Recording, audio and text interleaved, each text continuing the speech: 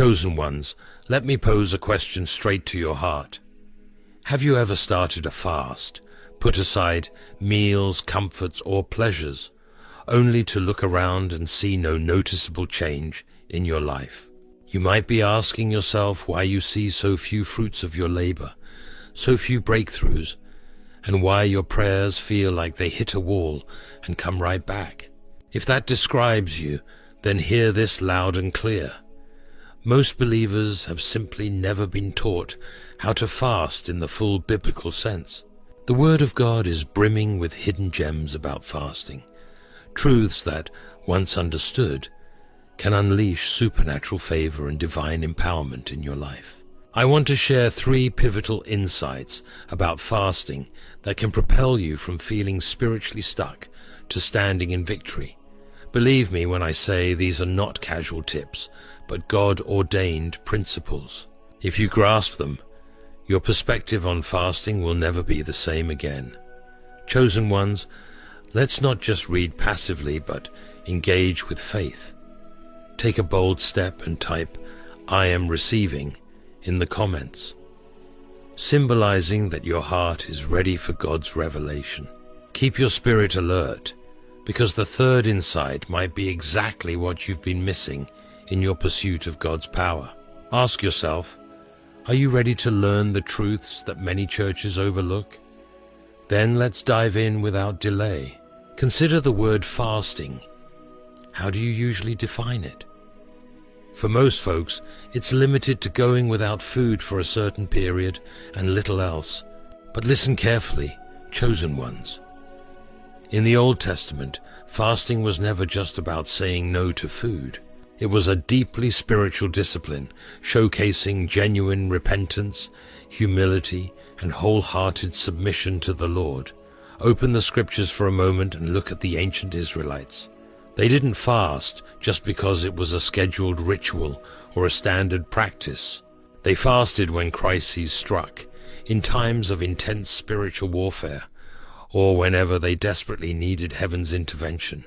In effect, their fasting proclaimed, "God, we hunger for you more than anything else in this world." Through fasting, they recognized that God's sustenance infinitely outweighs any earthly nourishment. One of the most stirring accounts is the story of Nineveh in the book of Jonah, Jonah 3 verses 5 to 10. Picture Jonah stepping into that wicked city, announcing that their wrongdoing had provoked divine judgment. How did they respond? By declaring a citywide fast, an extreme measure where not even the animals were fed. This radical move showed their profound remorse. They refused to brush off God's warning and instead pleaded for mercy. And here's the lesson for us, chosen ones. If an idolatrous city like Nineveh could be saved through sincere repentance and fasting, how much more can we, beloved children of God, witness miracles when we humble ourselves and cry out for His grace? Throughout the Old Testament, you'll see the theme of sackcloth and ashes. In modern eyes, it might look odd or outdated, but in biblical days, covering oneself with ashes was a vivid representation of utter brokenness and confession. It was their way of saying, "Lord, I'm discarding pride, vanity, and self-reliance, and I'm laying my entire life before you." Think of Daniel 9:3, who coupled fervent prayer and fasting with sackcloth and ashes, displaying total dependence on the Most High. Reflect on your own life. Does your fast show that same humility, or is it limited to just missing a meal? Prophet Joel also spoke boldly, Joel 2:12, calling God's people to return with all their hearts, through fasting, weeping, and mourning. Notice the underlying truth. Real fasting goes deeper than skipping food. It's about turning wholeheartedly from sin and running toward God. Sadly, modern believers sometimes forget this. They fast because their church has a fasting week, or from a sense of obligation, never allowing the fast to truly break their hearts and draw them closer to holiness. But in biblical history, Whenever God's people declared a fast, it reverberated in the spiritual realm and paved the way for divine breakthroughs. Yes, chosen ones, fasting is still a weapon that can invoke God's guidance and victory. Think about these biblical figures. Moses fasting for 40 days atop Mount Sinai, before receiving the law, Exodus 34:28. David fasting in sorrow and repentance, 2 Samuel 12:16. Ezra fasting for the Lord's protection ahead of a treacherous journey, Ezra 8:21. Nehemiah fasting before rebuilding Jerusalem's shattered walls, Nehemiah 1:4. Esther urging her people to join a national fast before risking her life to save them, Esther 4:16. In each scenario, fasting was never about buying divine favor or fulfilling a ritualistic checklist. Chosen ones, it was about brokenness, an outward sign of an inward realization that only God could intervene. Be absolutely clear on this. Fasting can't twist God's arm. It's not a formula like, I skip meals so God is bound to bless me. In Isaiah 58, God corrects his people for observing fasts devoid of genuine repentance. They'd stop eating, yet remain unjust, arrogant, or hateful in their day-to-day lives. To paraphrase the Lord's warning, don't think depriving yourself of bread holds any value if your heart is still bound by bitterness, conceit, or oppression. This caution remains relevant. If you harbor grudges, gossip, or treat others poorly, God is hardly impressed by the sound of your rumbling stomach. Real fasting dismantles chains, reshapes hearts, and realigns your will with God's. Chosen ones, look inward. Are you fasting the way the Bible instructs, or merely skipping a few meals while missing the deeper spiritual significance? The Old Testament shows us that fasting involves more than an empty stomach. It's a declaration of, Lord, I'm utterly desperate for your presence. At its core, fasting is a pathway to deep communion with God. Yes, physical hunger is real, but our souls crave something infinitely greater, communion with the Creator. Don't let fasting become a stale custom. Let it be the spark that ignites authentic transformation. We've glimpsed the Old Testament roots of fasting, but there's more ground to cover. This foundation sets the stage for the next secret, one that can revitalize how you fast from now on. Listen up, chosen ones. God doesn't rejoice in mere displays of misery. He's not pleased when we fast solely out of tradition or in hopes of earning some spiritual prize. Too often, believers treat fasting like a burdensome routine, expecting it to secure them a special blessing. But the heart of God yearns to see true life change, not just a temporary abstinence from food. In Isaiah 58:5, the prophet relays the Lord's rebuke. Is this really the fast I've chosen, a single day to appear humble? Back then, people had mastered the outward rituals of fasting, dressing in sackcloth, bowing in a show of piety, ticking every religious box. Yet God discerned they were still living in oppression and insincerity. The bottom line is that we can endure hunger for days, but if we cling to pride, malice, or envy, our fast amounts to nothing in God's eyes. Authentic fasting must spill over into genuine love, mercy, and righteousness. Isaiah 58:6 reveals God's heart. Isn't this the fast I choose? To break the chains of injustice and undo the yoke of bondage. Understand, beloved, fasting isn't about stacking up spiritual bonus points. It's about aligning our hearts with God's passion for setting captives free and championing righteousness.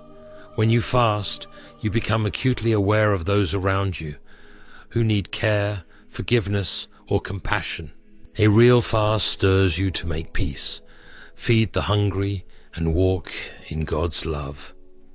Look at Nehemiah, Daniel, and even Jesus. They didn't fast to show off how holy they were. They fasted to prepare for significant missions, whether that was reconstructing shattered walls, seeking prophetic insight, or embarking on a life-altering ministry. Fasting made them more receptive to God's direction, letting the Holy Spirit refine them from the inside out. If after your fast you remain unchanged, still impatient, still yielding to temptation, then you've missed the very essence of the exercise. Another common pitfall is to assume fasting works independently of anything else. Chosen ones, if prayer and a pursuit of holiness aren't woven into your fast, you won't see the heights of breakthrough you're longing for. Jesus himself stated in Mark 9:29 that certain demonic forces are only overthrown by prayer and fasting. This isn't some mystical formula, but a straightforward truth. Fasting deepens the sincerity of our prayers and fortifies our spiritual stance against evil. Darkness cannot remain where a heart is truly surrendered to the Holy Spirit. Let me ask you bluntly, when you fast, are you consumed with physical hunger, or are you fixed on the Lord? Some believers spend the entire fast just counting the hours until mealtime. But if that's your approach, you're missing the bigger point. Those hunger pangs should propel you into deeper prayer, reminding you of Jesus' words. Man shall not live by bread alone, but by every word that proceeds from the mouth of God. Matthew 4:4. Isaiah 58 also clarifies that a legitimate fast compels us to care about others. If your spirit is truly awakened, you'll become more compassionate toward the hurting, the needy, and the oppressed. That's the kind of fast that captures God's attention. Fasting also builds spiritual muscle, training you to resist your own fleshly desires. Think about it. If you can deny your body something as primal as food, you become stronger against other temptations that come your way. In many cases, we let our flesh dictate our choices, indulging in cravings and urges without restraint. But fasting breaks that cycle, reminding us that our ultimate sustenance is found in Christ. Once you realize that fasting's goal is transformation rather than mere self-denial, you might actually discover joy in it. It stops being a dreaded requirement and becomes a holy privilege where you become more like Jesus. God doesn't delight in the sound of your stomach growling. He delights in the posture of a humble, repentant soul that emerges from fasting with newfound mercy, empathy, and obedience. If you conclude your fast and find that your love for God and for others has deepened, then you've uncovered the core reason behind the fast.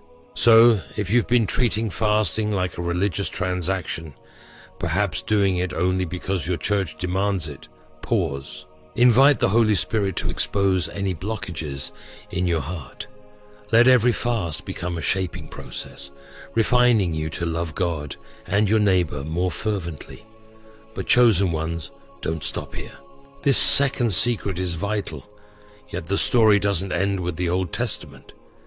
Jesus stepped in, revolutionizing the concept of fasting and taking it to a whole new level. That leads us right into the final secret, which might hold the very revelation you need. Imagine living in Old Testament times, where fasting was often associated with national grief, deep regret over sin, or collective emergencies. Then Jesus arrived, forever altering our relationship with God and introducing a more profound, intimate way to fast. He didn't eliminate the practice of fasting. He elevated it, giving it a fresh and life-giving purpose. In Matthew 6, verses 16 to 18, Jesus addresses the issue of fasting in his Sermon on the Mount. He instructs us not to put on a miserable face like the hypocrites do, but rather to anoint our heads and wash our faces, because he wants us to fast discreetly, with sincerity, rather than seeking the spotlight for our devotion. His teaching was radically different from the public and often boastful displays of piety that many were used to. He made it clear, true fasting is a matter between you and the Father, hidden from human applause but fully visible to the God who sees in secret. In Mark 2 verses 19 to 20, Jesus was questioned about why his disciples did not fast, like John's disciples did.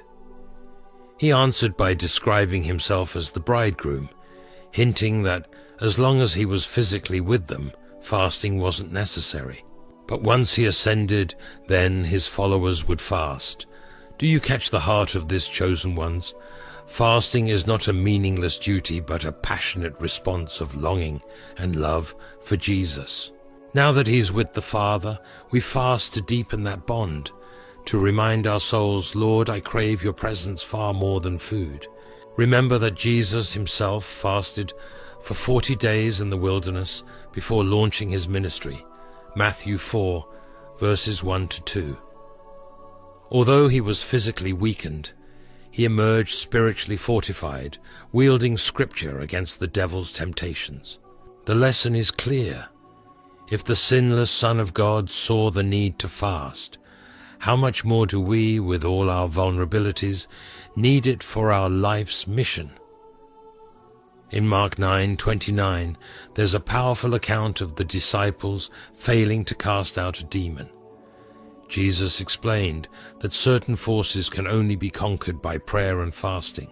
This indicates that some spiritual battles won't yield to our efforts unless we add fasting to our prayers, because fasting heightens our spiritual authority, aligning us more closely with God's heartbeat. Think about the battles you face, be it addiction, fear, or a family curse. If repeated prayers seem futile, maybe it's time to bring biblical fasting into the equation. Many believers view fasting as something dreary, just going without food to hopefully twist God's hand. But Jesus modeled a radically different approach. He showed that fasting is not punishment, but privilege, a set-apart season to silence distractions and tune in to the King of Kings. By stepping away from meals or other comforts, you become more sensitive to the Holy Spirit's leading. You hear God's voice with greater clarity. That's the essence of what Jesus introduced, fasting as a joyful quest for deeper communion, not a grueling religious chore. It's easy to slip into a mindset that fasting is merely about getting something, like a new job, a house, or a breakthrough. Yes, it's perfectly acceptable to ask God for provision. But if that's your primary motivator, you're not embracing the fullness of Jesus' teaching. At its core, fasting is about strengthening your bond with the Father, letting him refine you, and preparing you for his kingdom assignments. We inhabit an era awash in distractions, moral confusion, and widespread disarray. If ever we needed the clarity and power that come from fasting, it's now. Jesus knew that after his ascension, subsequent believers, including us, would be in dire need of anchoring ourselves in his presence. Thus, New Testament fasting is like a direct channel to spiritual strength, dethroning our fleshly impulses and crowning Christ as Lord in every segment of life. It's how we access fresh insight, guidance, and at times supernatural miracles that plain prayer doesn't always unlock. How do we take hold of this New Testament view on fasting? Start by evaluating your motives. Are you fasting to gain human approval or out of a profound longing for God? Do you post about your fast to get likes, or do you slip away into the secret place with the Father? Approach your fast with a sense of expectancy that God will shape you into Christ's image. When hunger strikes, lift your heart in prayer, recalling, Jesus, you're the one my soul truly seeks. If the Holy Spirit nudges you to help someone, do it. If he convicts you of hidden sin, repent immediately. And if he asks you to switch off your phone and dive deeper into the Word, obey wholeheartedly. Because in these moments, You're making room for the Holy Spirit to work wonders in and through you.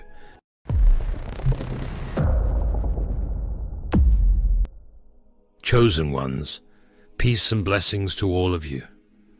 Today I want to share a message that I believe is crucial for anyone striving to walk in obedience and receive the fullness of God's blessings. This word is for those who sense that there is something on the horizon, a breakthrough just within reach, and you don't want any spiritual or worldly force to derail it. Our topic is the power of moving in silence, why keeping certain things private can protect your destiny and accelerate your growth. From the very beginning, Scripture teaches us the value of doing certain things behind closed doors. In Matthew 6, verses 3 to 4, Jesus himself says, "But when you give to the needy, do not let your left hand know what your right hand is doing, so that your giving may be in secret. Then your Father, who sees what is done in secret, will reward you." Similarly, we're instructed to pray in private, Matthew 6 verses 5 to 6, and to fast without public display. The reason? Humility and protection. God desires a humble heart, free from the pride that seeks the approval of people rather than the approval of God. But there's another layer to this call for secrecy that goes beyond avoiding hypocrisy. Keeping your plans private can shield them from the spiritual warfare that often arises when God's favor is upon you. If we tell everyone what we're about to do, we risk inviting resistance, jealousy, and sabotage, both in the physical realm and in the spiritual realm. Number 2, dopamine and premature celebration. Let's talk about something practical for a moment. The dopamine rush. In our culture, it's easy to get a quick emotional high just by telling someone your plans. You might say, "I'm going to start a business," or "I'm going to lose weight," or "I plan on reading through the entire Bible this year." Announcing it can feel like an accomplishment in and of itself. But here's the catch. By doing this, you may trick your brain into feeling premature satisfaction, making you less likely to pursue your goal with the hunger and discipline it requires. In short, talking about your plans can give you a counterfeit sense of achievement. Proverbs 14:23 says, "All hard work brings a profit, but mere talk leads only to poverty." In other words, the more you talk without action, the more you deflate the energy needed to make that goal a reality. So guard your words. Let your actions speak for you when the time is right. Don't rob yourself of the fiery determination that comes from quietly building toward your goals. Number 3, protecting your blessings. Now let's discuss the spiritual side of things. You and I both know we wrestle not against flesh and blood. Ephesians 6:12. There are forces, call them devils, demons, or simply the enemy, that oppose God's purpose for your life. The moment the enemy suspects God is about to elevate you, they start plotting your downfall. John 10:10 reminds us, the enemy comes to steal, kill, and destroy. If you make it known that you're about to step into a season of breakthrough, or that the Lord is leading you to a significant change, whether it's a new job, a marriage, or a major life transition, the enemy zeroes in. He'll seek every avenue to derail you. One common tactic is through people close to you. Don't be surprised if friends or family members who aren't spiritually grounded begin sowing seeds of doubt or discouragement. It may not even be conscious on their part. Remember, spirits operate through people who have an open door. If you're exuberantly telling them all your plans, you might be handing the devil a roadmap to your vulnerabilities. Number 4, you can't tell a bad spirit good news. Chosen ones, hear me clearly. You can't tell a bad spirit good news and expect a celebratory response. If someone harbors envy, negativity, or spiritual immaturity, they can't handle the truth of your upcoming blessing. They may respond with skepticism, cynicism, or even sabotage. Suppose you've found the person God has aligned for you. You're excited. You want to share this news with everyone, even friends who are jaded about relationships or who've never witnessed a healthy marriage. Suddenly, their words cast doubt. Are you sure they're right for you? Why the rush? You know it might end badly. That negativity can plant seeds of confusion in your mind, potentially hindering what God has ordained. If you share with those who have a lack mindset or who don't believe God can elevate you, be prepared for all the ways they'll tell you it won't work. This can disrupt your focus, sow fear, and dampen your ambition. Remember Joseph in Genesis 37. God gave Joseph dreams of future rulership, but when he rushed to share them with his brothers, their jealousy was ignited and they plotted against him. The dream remained true. God's word does not return void, but Joseph had to endure betrayal and hardship in the process. By keeping certain revelations private, you can spare yourself needless setbacks. Number 5, moving in silence elevates you. You maintain momentum. By refusing to disclose your goals prematurely, you keep the hunger alive. You push forward without resting on the superficial satisfaction of people's applause. You avoid external interference. When you move in silence, the enemy has less intel. Consider how Nehemiah quietly assessed the walls of Jerusalem, Nehemiah 2:12. Before sharing his rebuilding plan, he took precautions to ensure that his enemies wouldn't thwart God's work. You lean on God's confirmation rather than human approval. When you keep your plans between you and the Lord, your validation comes from His Spirit, not from people's reactions. The result? You rely on faith and not on applause. Number 6, the power of surrounding yourself with the right people now. Does this mean you should never tell anyone about your aspirations? Not necessarily. The Bible repeatedly emphasizes wise counsel.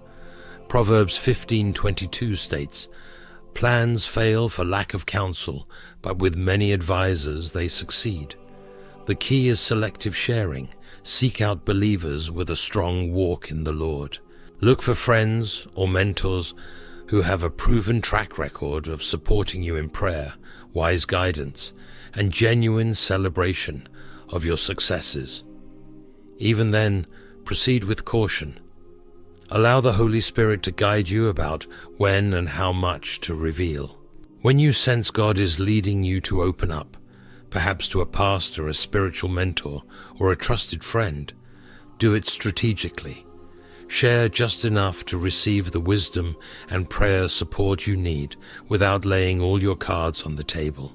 Number 7, timing is everything. Learn from Jesus and Mary. If you ever doubt the importance of timing, look no further than Jesus' earthly ministry. Many times he performed miracles and then instructed people not to spread the word prematurely. Mark 7:36. He knew that if word spread too quickly, it might provoke opposition or misunderstanding before the appointed time. Similarly, Mary, the mother of Jesus, carried a monumental secret. When the angel Gabriel informed her that she would bear the Savior of the world, she treasured up all these things and pondered them in her heart. Luke 2:19. She didn't run to the village gossip or plaster it on social media. She kept silent until it was time for that revelation to be fulfilled. Number 8, overcoming the fear of missing out. One challenge in modern society is the fear of missing out, or FOMO. Social media has conditioned us to announce everything: what we ate for lunch, where we're traveling, our relationship status, our new business idea. We worry that if we don't share, we're somehow not relevant. But ask yourself, Whose approval matters most? Is it the digital applause or your Heavenly Father's "Well done, good and faithful servant"? Matthew 25:21. If you keep your eyes on Jesus, you'll find the peace and security that surpasses the fleeting gratification of social recognition. Here's a tip. The next time you feel the urge to post every detail of your life online, pause. Invite the Holy Spirit into that moment. Ask Him if it's wisdom or if it's your flesh seeking attention. Number 9, develop self-control over your speech. Proverbs 29:11 says, "Fools give full vent to their rage, but the wise bring calm in the end." While this verse specifically addresses anger, the principle of restraint applies to all areas of communication. Practice pausing before you speak. Weigh whether your words are beneficial, or if they might invite unnecessary scrutiny. Keep a journal. Instead of broadcasting your plans, write them down. A journal can serve as a private place for you to outline your goals, pray over them, and track your progress. Pray for discernment. Discernment is crucial in deciding who, if anyone, you share with. James 1:5 promises that if we ask God for wisdom, He will grant it generously. Rely on the Spirit to show you the right moments and people to confide in. Embrace patience. The plans of the diligent lead to profit as surely as haste leads to poverty. Proverbs 21:5. True success in any endeavor often takes time. Resist the urge to fast-track the process by looking for external praise. Let God establish your work in His timing. Expect opposition. If you do share your plans, even with a trusted individual, be prepared for the possibility of pushback. Not everyone can grasp the vision God gave you. Don't let negativity deter you. Keep your focus on the one who placed that dream in your heart. Many of us can testify that the moment we started telling people about a dream or goal, obstacles popped up left and right. It's almost as if the enemy caught wind of our intentions. Yet, when we guarded our hearts and quietly pursued what God put on our minds, the path was smoother. That's not to say there weren't challenges, but there were fewer opportunities for spiritual interference from outside forces. Time and again, God has shown me personally that when He plants a seed in my heart, it's often best for me to cultivate that seed in the secret place. The Holy Spirit will nudge me when it's time to reveal what I've been working on. By then, the roots are strong enough to withstand any storm of doubt or envy. It's important to note that moving in silence does not mean you isolate yourself in suspicion of everyone. We are called to love our neighbors, Matthew 22:39, to be salt and light in the world. But even Jesus, who loved perfectly, did not entrust Himself to them, for He knew all people. There is a balance between loving people and being wise about what you share. Remember, boundaries are biblical. Guarding your dreams does not equate to harboring bitterness or mistrust. It's simply wisdom to protect what God has entrusted to you. Chosen ones, as you embark on new seasons, whether it's stepping into the new year or simply turning a new page in your life, let your actions testify to the greatness of your God. When the harvest arrives, people will see it without you ever having to announce it. 1 Peter 5:6 says, "Humble yourselves, therefore, under God's mighty hand, that He may lift you up in due time." Notice that phrase, in due time. There is a moment appointed for you to shine and for your blessings to be revealed. Don't rush it by sharing prematurely. Instead, choose the path of silent faithfulness, trusting that God will elevate you when and how He sees fit. Chosen ones, remember, you do not need the applause of men when you have the approval of God. You do not need the world's validation when heaven's resources are on your side. move in silence. Let your obedience, discipline, and fruitfulness speak for you. And in that quiet, sacred space of privacy, watch how God opens doors no man can close, protects blessings no demon can snatch, and fulfills promises in a way that leaves everyone speechless. May God bless you, guide you, and keep you in all you do. Stay humble, stay silent, and stay ready for the incredible plans the Lord has in store for you. Comment Amen if you receive this. And remember, when the time is right, God will reveal your victory to the world in such a way that no one, not even the enemy, can deny it. Until then, remain steadfast in your faith, consistent in your actions, and quiet about your breakthroughs. Your testimony will be all the stronger for it. Peace, blessings, and abundant favor to each of you.